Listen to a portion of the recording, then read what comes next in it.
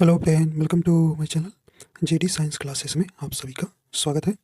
जैसा कि हम बीपीएससी टीयर 2 साइंस के यूथ कंपटीशन टाइम्स बुक के प्रैक्टिस सेट सॉल्व कर रहे हैं जो क्लास 6 to 8 के लिए है। ठीक है, तो आज का हमारा ये प्रैक्टिस सेट नंबर 7 नंबर का होगा। ठीक है, तो आशा करता हूँ आप सभी अच्छे होंगे और आपकी तैयारी अच्छी चल रही होगी। ठीक है, तो अब जो है आपके पास बहुत कम समय है, तो आप ज़्यादा से ज़्यादा प्रैक्टिस सेट लगाइए। ठीक है, अगर आप हमारे चैनल पर नए हैं तो चैनल को सब्सक्राइब कर लीजिएगा और बेल आइकन प्रेस कर दीजिएगा ताकि आपको नोटिफिकेशन मिलता रहेगा। प्रश्न है,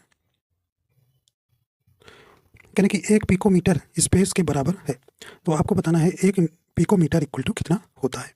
यानी कि ए नंबर ऑप्शन 10 के पावर 11 मीटर, 10 के पावर 12 मीटर, या 10 के पावर-12 मीटर, या 10 के पावर 11 मीटर। तो यहाँ पे राइट आंसर हो जाएगा, तो सही ऑप्शन हो जाएगा ऑप्शन नंबर सी हो जाएगा 10 के पावर 12 मीटर। ठीक है, तो 1 पिकोमीटर इक्वल टू क्या होता है अभी 10 के पावर 12 मीटर। ठीक है, तो इस प्रकार आपका ऑप्शन नंबर सी सही हो जाएगा। और देखिए 1 एंगस्ट्रॉन इक्वल टू कितना होता है ये भी याद रखिएगा। 1 एंगस्ट्रॉन इक्वल टू होता है 10 के पावर-10 मीटर। ठीक है, और 1 माइक्रोन इक्वल टू याद रखिएगा 10 के पावर-6 मीटर होता है। ठीक, तो ये भी आप ध्यान रखिएगा। ठीक है, माइक्रोन को हम इसे इग्नोर करते हैं। ठीक है,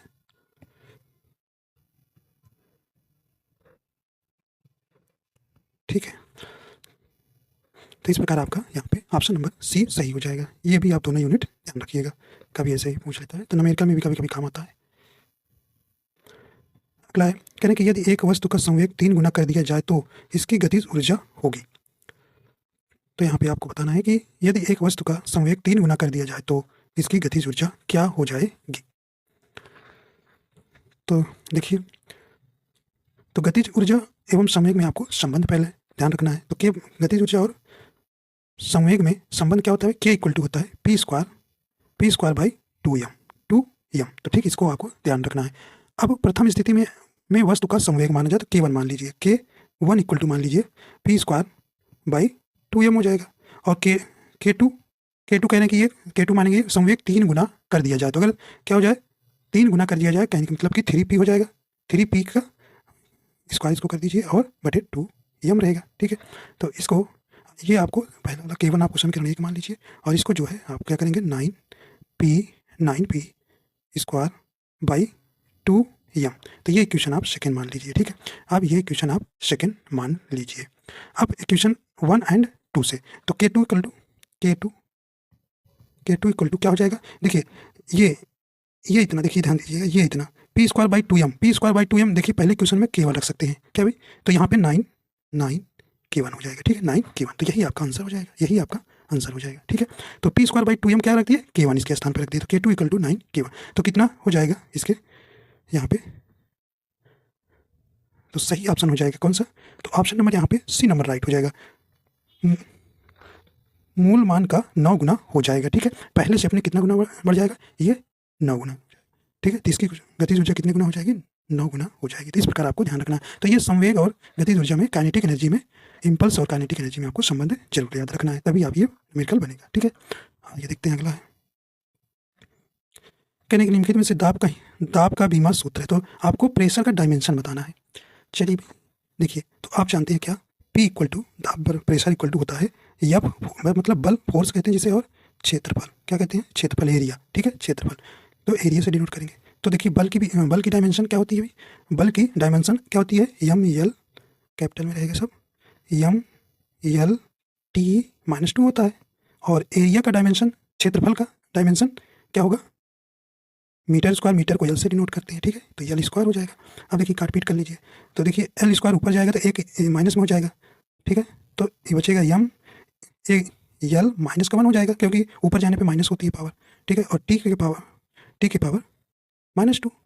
ठीक है, टी वही रहेगा -2, तो ये आपकी बीमा हो जाएगी। तो देखिए इसमें कौन सा मैच कर रहा है, तो यहाँ पे आपका सही ऑप्शन कौन सा हो जाएगा, ऑप्शन नंबर बी राइट हो जाएगा। ठीक है, तो ऐसे आपको निकालना है।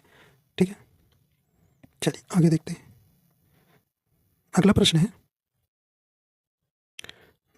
कि केल्विन पैमाने पर पानी का हिमांक क्या है। तो आपको बताना है कि केल्विन पैमाने पर पानी का हिमांक क्या है। सही ऑप्शन हो जाएगा, देखिए ऑप्शन नंबर यहाँ पे डी नंबर राइट हो जाएगा, 273.15 केल्विन। तो ऑप्शन नंबर यहाँ बी नंबर राइट हो जाएगा। ठीक है, केल्विन केल्विन जो है ताप का एसआई यूनिट है। ठीक है, तो इस प्रकार आपका ऑप्शन नंबर डी सही हो जाएगा। आइए देखते हैं अगला प्रश्न है। अगला प्रश्न करें कि तेज गति से आने वाली क्रिकेट गेंद को पकड़ते समय एक क्षेत्ररक्षक अपनी बाहों को पीछे की ओर क्यों करता है? तो ये देखिए, ये न्यूटन के द्वितीय नियम की बात कर रहे हैं। तो बताइए राइट आंसर यहाँ पे हो जाएगा। तो सही ऑप्शन कौन सा हो जाएगा? ऑप्शन नंबर सी हो जाएगा, क्योंकि वह लंबे समय तक कम बल का अनुभव करता है। ठीक है, तो ये न्यूटन के सेकंड नियम पर आधारित है। ठीक है, तो ऑप्शन नंबर यहाँ पे सी सही हो जाएगा। ये देखते हैं अगला है। कहने कि डेयरी में प्रयोग किए जाने वाले दूध से क्रीम को अलग करने की प्रक्रिया कहलाती है। तो यहाँ आपको बताना है इसमें से कौन सा राइट आंसर हो जाएगा। तो सही ऑप्शन हो जाएगा यहाँ पे ऑप्शन नंबर सी राइट हो जाएगा, अपकेंद्रीकरण। ठीक है, तो ऑप्शन नंबर यहाँ पे सी सही हो जाएगा।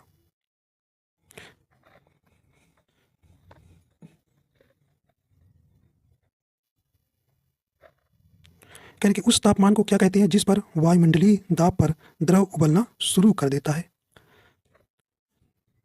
तो सही ऑप्शन आपका यहाँ हो जाएगा, ऑप्शन नंबर सी हो जाएगा, क्वथनांक। ठीक है, तो ऑप्शन नंबर सी सही हो जाएगा।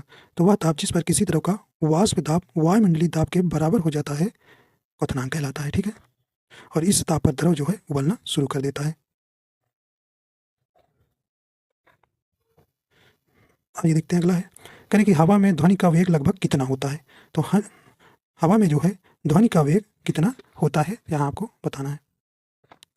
तो लगभग में पूछा है, तो ये आपका ऑप्शन नंबर बी हो जाएगा, 330 मीटर पर सेकंड। ठीक है, तो ध्वनि जो है यह जो है निर्वात में नहीं चल सकती है। ठीक है, और ध्वनि किस में मापा जाता है? डेसिबल में। ठीक है, और देखिए ये 3 × 10⁸ मीटर पर सेकंड लिखा है, ये प्रकाश की चाल है। ठीक है, चलिए आगे देखते हैं। अगला है, कहना कि सैटेलाइट से ली गई तस्वीरों में आसमान में अंधेरा नजर आता है, ऐसा क्यों होता है? तो यहाँ पे राइट आंसर हो जाएगा, सही ऑप्शन हो जाएगा, ऑप्शन नंबर सी हो जाएगा, प्रकीर्णन नहीं होने के कारण। ठीक है, तो सैटेलाइट से ली गई तस्वीरों में आसमान में अंधेरा नजर आता है क्योंकि प्रकाश का प्रकीर्णन नहीं होता है। करे एसी परिपथ में आमतौर पर निम्नलिखित में से किसके कारण शक्ति हानि होती है? तो यहाँ पे सही ऑप्शन हो जाएगा, ऑप्शन नंबर डी हो जाएगा, किसके कारण? ये केवल प्रतिरोध के कारण। ठीक है, तो एसी परिपथ में पावर हानि केवल प्रतिरोध में होता है। ठीक है, प्रतिरोध में जो पावर हानि क्या होता है? पावर हानि इक्वल टू होता है I² × R। ठीक है, तो प्रतिरोध का मान जितना अधिक होता है पावर हानि उतना ही अधिक होगी। ठीक है, जो ताप के माध्यम में से ऊर्जा की हानि होती है, और जो हीट प्रोपोर्शनल, आप ये भी फार्मूला याद रखिएगा, हीट प्रोपोर्शनल I² RT। ठीक है, तो यहाँ पे आपका राइट आंसर हो जाएगा डी नंबर। लोहे में जंग लगना इसमें से किसका सामान्य उदाहरण है? राइट आंसर हो जाएगा, तो यहाँ पे सही ऑप्शन हो जाएगा। देखिए, लोहे में जंग लगना कैसी रासायनिक अभिक्रिया है ये? तो ऑप्शन नंबर डी हो जाएगी, ये रासायनिक परिवर्तन है। ठीक है, तो ये रासायनिक परिवर्तन के कारण जो है लोहे में जो है ऑक्सीजन और नमी की उपस्थिति में जो है इसमें जंग लग जाती है। ठीक है, तो ऑप्शन नंबर डी यहाँ राइट हो जाएगा। ठीक है, कुछ और हैं जैसे दूध का दही में परिवर्तन, रासायनिक अभिक्रिया, अगरबत्ती का जलना, ये क्या है? ये सब रासायनिक परिवर्तन है। और रासायनिक परिवर्तन में जो है क्या बनता है? न्यू सब्सटेंस बनता है। ठीक है, आइए देखते हैं अगला है। कहने निम्न से कौन सा कार्बन का अपरूप नहीं है? तो यहाँ आपको बताना है कि कार्बन का अपरूप नहीं है। देखिए, हीरा भी कार्बन का अपरूप है, ग्रेफाइट भी है, फ्लोरीन भी है, लेकिन कार्बन डाइऑक्साइड नहीं है। इस प्रकार आपका यहाँ राइट आंसर कौन सा हो जाएगा? बी नंबर हो जाएगा, हमें नहीं वाला बताना था। ठीक है, नहीं वाला बताना था। करें कि परमाणु बलों के सिद्धांत की खोज किसने की थी? तो यहाँ पे राइट आंसर हो जाएगा, तो यहाँ पे राइट आंसर कौन सा हो जाएगा? परमाणु बलों के सिद्धांत की खोज किसने की? तो ऑप्शन नंबर यहाँ ए नंबर राइट हो जाएगा, हिदेशी युकावा ने किया था। ठीक है, तो ऑप्शन नंबर यहाँ पे ए नंबर सही हो जाएगा। तो एस.एन. बोस ने किसकी खोज की थी? ये इन्होंने बोसान कण की खोज की थी, और जे.सी. बोस ने क्रिस्कोग्राफ की खोज की थी, और जे.जे. थॉमसन ने इलेक्ट्रॉन की खोज की थी। ठीक है, आइए देखते हैं अगला है। कॉपर सल्फेट का जलीय विलयन है, तो कॉपर सल्फेट का जलीय विलयन हो जाएगा यहाँ पे सही ऑप्शन हो जाएगा, यहाँ ऑप्शन नंबर ए आपका बी हो जाएगा, नीले लिटमस को लाल कर देता है। तो कॉपर सल्फेट का जलीय विलयन जो है नीले लिटमस को लाल कर देता है। तो ऑप्शन नंबर यहाँ पे राइट हो जाएगा, बी नंबर। यह किस लिए होता है? क्योंकि इसका जो है जल जो है अपघटन हो जाता है, जिसके फलस्वरूप यह नीले लिटमस को लाल कर देता है। कह रहे उस जर्मन रसायनक का नाम बताइए जिसने 1817 में तत्वों को त्रिकों में समूहबद्ध किया। तो किसने किया था? तो यहाँ पे राइट आंसर हो जाएगा ऑप्शन नंबर, यहाँ सी नंबर हो जाएगा, जोहान्स वोल्फ गेंग डोबे रीनर ने। ठीक है, तो ऑप्शन नंबर यहाँ पे सी नंबर सही हो जाएगा। देखिए 1817 में जर्मन रासायनिक जोहान्स उल्फ गैंग डोबे राइनर ने समान गुण वाले तत्वों को एक समूह में व्यवस्थित किया था। डोबे राइनर के त्रिक जो 3 तत्वों के समूह पर आधारित है। त्रिक के तीनों तत्वों को इस तरह से व्यवस्थित किया गया था कि मध्य के तत्व का परमाणु द्रव्यमान अन्य 2 बाह्य तत्वों के परमाणु द्रव्यमान का औसत था। ठीक है, जैसे इन्होंने लिथियम लिया और सोडियम लिया और पोटेशियम लिया, तो इनके जो है परमाणु देखिए 7 होता है लिथियम का, और सोडियम का 23 ठीक परमाणु भार, ठीक है, और पोटेशियम का 39 होता है। अब इनको बाहर वाले दोनों को जोड़ोगे और हाफ करोगे तो क्या आएगा? बीच वाले के औसत आएगा। तो इन्होंने ये त्रिक नियम इन्होंने डोबे राइनर ने दिया था, तो ये आप ध्यान रखिएगा।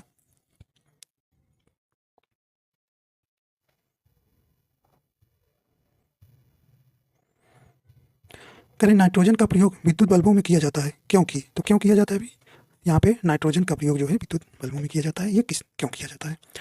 देखिए सही ऑप्शन आपका कौन सा हो जाएगा? तो यहाँ पे राइट आंसर हो जाएगा ऑप्शन नंबर सी हो जाएगा। यह जो है दहन को सपोर्ट नहीं करता है, जिस कारण से ये जो है नाइट्रोजन का प्रयोग विद्युत बल्बों में किया जाता है। ठीक है,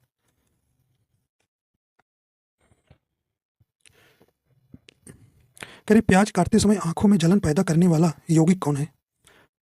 तो ये कौन सा है? सही ऑप्शन आपका यहाँ हो जाएगा ऑप्शन नंबर सी हो जाएगा, सल्फर है। जलाने पर निम्नोक्त में से कौन सी धातु ज्वाला को पीला रंग प्रदान करती है? तो कौन सी धातु को जलाने पर जो है पीला रंग प्रदान करती है? तो यहाँ पे राइट आंसर आपका हो जाएगा, तो ऑप्शन नंबर ए हो जाएगा, सोडियम। ठीक है, सोडियम को जो है जलाने पर यह जो है ज्वाला को पीला रंग प्रदान करती है। ठीक, तो ऑप्शन नंबर यहाँ पे ए नंबर सही। देखिए सोडियम धातु के जो परमाणु अपना एक इलेक्ट्रॉन खोकर सोडियम आयन में सरलता से अपचयित हो जाते हैं। इनकी क्रियाशीलता के कारण इसे निर्वात या केरोसिन तेल में रखते हैं। ठीक है, और यह जो है जल से या क्रिया कर सोडियम हाइड्रोक्साइड एवं हाइड्रोजन मुक्त करता है। ठीक है, कहें कि भूपर्वटी में सर्वाधिक प्रचुर मात्रा में पाई जाने वाली धातु कौन सी है? तो ये कौन सी धातु है? राइट आंसर आपका यहाँ हो जाएगा, तो ऑप्शन नंबर ए हो जाएगा, एल्यूमिनियम। साबुन का उत्पादन होता है, तो यहाँ पे आपको बताना है साबुन का उत्पादन होता है, राइट आंसर हो जाएगा। तो किसके? तो ऑप्शन नंबर सही हो जाएगा, ए नंबर, ग्लिसरॉल के साथ क्षार की क्रिया से। ठीक है, तो यहाँ पे आपका सही ऑप्शन ए नंबर हो जाएगा।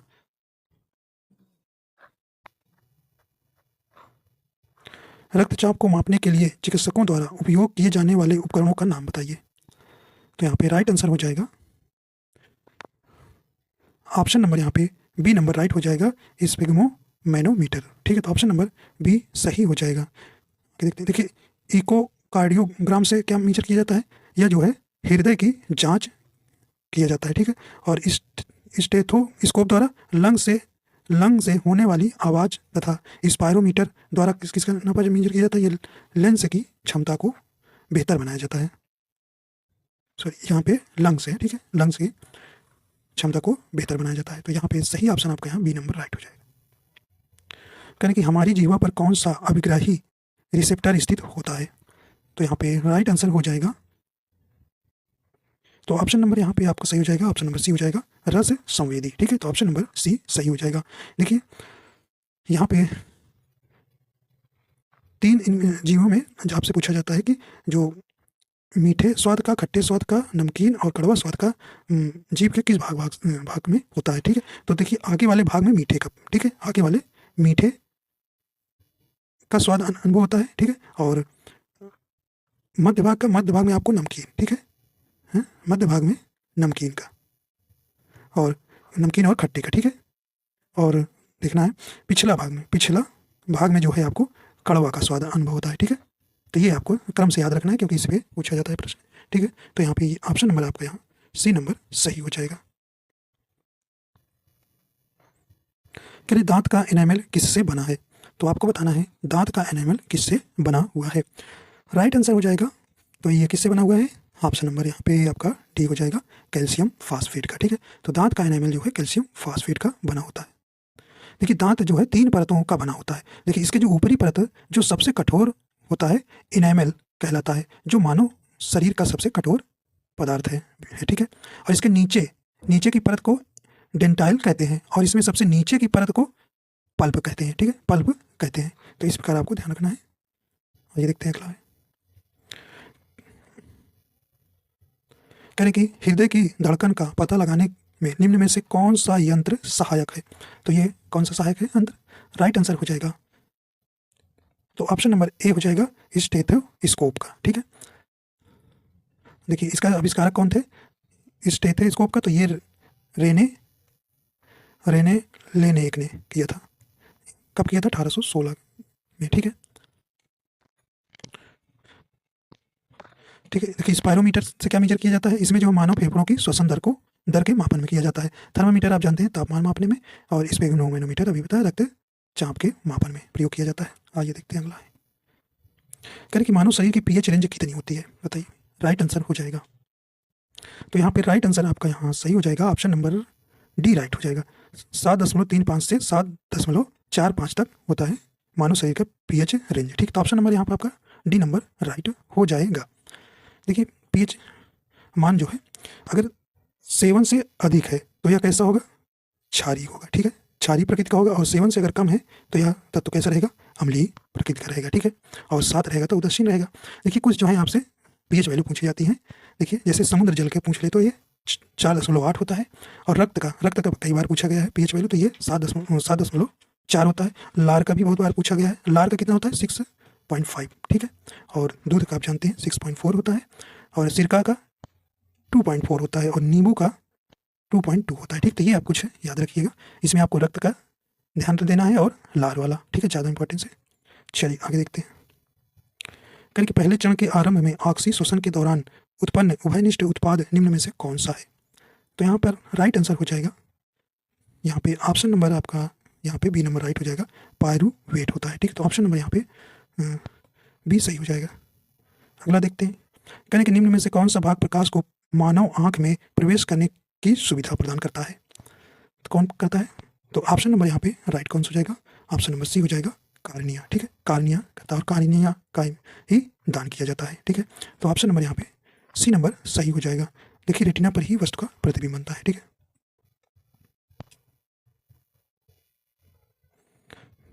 कहीं मानव शरीर में पाई जाने वाली वह एकमात्र पेशी कौन सी है जो दोनों सिरों पर जुड़ी नहीं होती है, कौन सी है, तो सही ऑप्शन हो जाएगा, देखिए ऑप्शन नंबर बी हो जाएगा, जीभ जो है एकमात्र पेशी है जो मानव के शरीर में जो है दोनों सिरों पर जुड़ी नहीं होती है। ठीक है, तो आपका ऑप्शन नंबर बी सही हो जाएगा। आइए देखते हैं अगला है, कहने के निम्न में से कौन सा डिम्ब ग्रंथि हार्मोन का एक उदाहरण है, तो यहाँ पर आपको बताना है कौन सा, तो सही ऑप्शन हो जाएगा, तो डिम्ब ग्रंथि हार्मोन का एक उदाहरण है, ये आपका ऑप्शन नंबर ए हो जाएगा, एस्ट्रोजन। ठीक है, एस्ट्रोजन। ठीक है, तो ऑप्शन नंबर ए यहाँ पर सही हो जाएगा। देखिए एस्ट्रोजन जो है एक सेक्स हार्मोन है जो महिलाओं के यौन और प्रजनन स्वास्थ्य को बनाए रखने के लिए आवश्यक है। ठीक है, एस्ट्रोजन हार्मोन डिम्ब ग्रंथि हार्मोन का एक उदाहरण है। ठीक है, तो ऑप्शन नंबर यहाँ ए राइट हो जाएगा। अगला है, केला किस विटामिन का एक अच्छा स्रोत है, तो ये किसका अच्छा स्रोत है, राइट आंसर हो जाएगा, तो यहाँ पे ऑप्शन नंबर डी हो जाएगा, विटामिन बी के। तो केला जो है विटामिन बी का, तो केला विटामिन बी का एक अच्छा स्रोत है। ठीक है, देखिए केले में सबसे अधिक मात्रा में विटामिन B6 है, B6 जो है लगभग 33% पाया जाता है। ठीक है, और इसमें जो है विटामिन सी भी क्या है, एक अच्छा स्रोत है। इसके साथ और केले में पाया जाता है जैसे विटामिन ए, लोहा, फास्फोरस आदि भी पाया जाता है। करें एड्स रोग स्पेस के कारण होता है, तो यहाँ आपको बताना है किसके कारण होता है, यहाँ पे राइट आंसर हो जाएगा, ऑप्शन नंबर ए हो जाएगा, विषाणु के कारण। ठीक है, तो एड्स एक विषाणु जनित संक्रामक रोग है। ठीक है, तो ठीक है, देखिए एड्स जो है वायरस मनुष्य के अंतरिक्ष तंत्र पर हमला करके उसे क्षतिग्रस्त कर देता है, जिससे संक्रमित व्यक्ति आसानी से विभिन्न बीमारियों की चपेट में आ जाता है और अंततः उसकी मृत्यु हो जाती है। तो इस प्रकार आपका ए नंबर सही हो जाएगा। ये देखते हैं अगला है, देखिए मलेरिया परजीवी का प्राथमिक परपोषी है, तो सही ऑप्शन हो जाएगा, तो ऑप्शन नंबर यहाँ पे सी नंबर सही हो जाएगा। मादा एनाफिलीज जो है मलेरिया परजीवी का प्राथमिक परपोषी है। तो ऑप्शन नंबर यहाँ पे सी नंबर सही हो जाएगा। मलेरिया जो है परजीवी एक प्राथमिक परपोषी मादा एनाफिलीज मच्छर है। ठीक है, मलेरिया प्लाज्मोडियम्स नामक परजीवी से होता है। तो ठीक है, ये भी याद रखिए किसके कारण, प्लाज्मोडियम्स नामक परजीवी से होता है। प्लाज्मोडियम से मादा एनाफिलीज मच्छर के शरीर में आश्रय लेता है, जिसे यह अपने डंक द्वारा मनुष्य के शरीर में पहुंचाकर उसे रुग्ण कर देती है। इस रोग होने पर जब आपको काफ़ी तेज क्या ठंड लगती है, ठीक है, और लाल रुधिर कणिका जो है नष्ट हो जाती है तथा रक्त में कमी हो जाती है। आइए देखते हैं अगला, देखते हैं करें अधिकांश कोश की प्रक्रियाओं के लिए ऊर्जा मुद्रा क्या होती है। तो सही ऑप्शन हो जाएगा कौन सा, ऑप्शन नंबर यहाँ पे बी नंबर राइट हो जाएगा, एटीपी। तो यहाँ पे एडेनोसिन ट्राइफॉस्फेट। ठीक है, तो अधिकांश कोश की प्रक्रियाओं के लिए जो है एटीपी जो है के लिए ऊर्जा के लिए मुद्रित होता है। ठीक, करें विकास का सिद्धांत किसके द्वारा प्रस्तावित किया गया था। तो यहाँ पे आपका राइट आंसर हो जाएगा, तो किसने किया था, तो ऑप्शन नंबर यहाँ पे ए नंबर राइट हो जाएगा। चार्ल्स डार्विन ने जो है विकास के सिद्धांत को परिभाषित किए थे, और चार्ल्स डार्विन ने जो है अपनी पुस्तक जो है अंग्रेजी में जो है द ओरिजिन ऑफ स्पीसीज में जो है व्यक्त किया है। और जैव विकास का सिद्धांत प्राकृतिक चुनाव का द्वारा प्राणियों का विकास जो है यह डार्विनवाद कहलाता है। करें कि जलीय प्राणी जैसे मछलियां अपशिष्ट का उत्सर्जन इनमें से किस रूप में करती हैं। जाएगा ऑप्शन नंबर बी हो जाएगा, अमोनिया का। ठीक है, तो जलीय प्राणी जैसे मछलियां अपशिष्ट का उत्सर्जन इनमें से किस रूप में करती हैं, तो ये अमोनिया में। ठीक है, तो ये ऑप्शन नंबर यहाँ पे बी नंबर राइट हो जाएगा। आइए देखते हैं अगला प्रश्न, करें पादपों के किस समूह के अंतर्गत सबसे साधारण केंद्रिक संरचना वाले पादप आते हैं। तो यहाँ पे राइट आंसर हो जाएगा ऑप्शन नंबर यहाँ पे बी नंबर राइट हो जाएगा, थैलोफाइटा। ठीक है, तो ऑप्शन नंबर बी सही हो जाएगा। तो पादपों के थैलोफाइटा समूह के अंतर्गत सबसे साधारण केंद्रिक संरचना वाले पादप आते हैं। इनके जनन तंत्र अस्पष्ट होते हैं, इसलिए इन्हें क्रिस्टोगैम भी कहते हैं। कहने कि फर्न पौधे में बीजाणु कहाँ पाए जाते हैं। तो राइट आंसर हो जाएगा, तो ये कहाँ पाया जाता है, तो ऑप्शन नंबर यहाँ पे डी नंबर सही हो जाएगा। पत्तियों की निचली सतह में जो है फर्न पौधे जो है बीजाणु पाए जाते हैं। फर्न पौधे में जो है पत्तियों के निचली सतह में जो है बीजाणु पाए जाते हैं। ठीक है, देखिए फर्न पौधों में बीजाणु पत्तियों की निचली सतह में स्थित होती है, और फर्न जो है एक बिना पुष्प वाला पौधा है। इसको जड़, तना, पत्ती तीन भागों में बांटा जा सकता है। ठीक है, तो यह जो है कैसा है, ये बिना पुष्प वाला पौधा होता है। ठीक, फर्न पौधे। करें कि मैग्नोलियोफाइटा पुष्पीय पादप होते हैं जिन्हें स्पेस भी कहा जाता है। तो सही ऑप्शन हो जाएगा, इन्हें क्या कहा जाता है, ऑप्शन नंबर डी हो जाएगा, एंजियोस्पर्म कहा जाता है। करें कि खाना बनाने एवं स्वाद हेतु प्रयोग किया जाने वाला अदरक एक राइजोम है जो स्पेस है। तो यहाँ पे राइट आंसर हो जाएगा क्या है, तो ऑप्शन नंबर ये नंबर हो जाएगा, यह जो है एक भूमिगत तना है। ठीक है, भूमिगत तना में जैसे अदरक हो गया, हल्दी हो गया, आलू, ये भूमिगत तना के अंतर्गत आते हैं। आइए देखते हैं अगला, कहें कि रात के समय प्रकाश संश्लेषण के बिना स्पेस का उत्सर्जन एक प्रमुख विनिमय गतिविधि है। तो किसके राइट आंसर हो जाएगा, तो यहाँ पे ऑप्शन नंबर बी हो जाएगा, कार्बन डाइऑक्साइड। ठीक है, तो इस प्रकार आपके 40 क्वेश्चन पूरे हो जाते हैं। तो आज का हमारा ये 7वें नंबर का प्रैक्टिस सेट था। अभी इसमें 7 प्रैक्टिस सेट बचे हुए हैं। ठीक है, तो आपको हम अब 2 प्रैक्टिस सेट देंगे। ठीक है, तो आशा करता हूँ आपको पसंद आया तो हमारे चैनल पर नए हैं तो चैनल को सब्सक्राइब कर लीजिएगा और बेल आइकन प्रेस कर दीजिएगा ताकि आपको नोटिफिकेशन मिलता रहेगा। वीडियो देखने के लिए आपको बहुत बहुत धन्यवाद।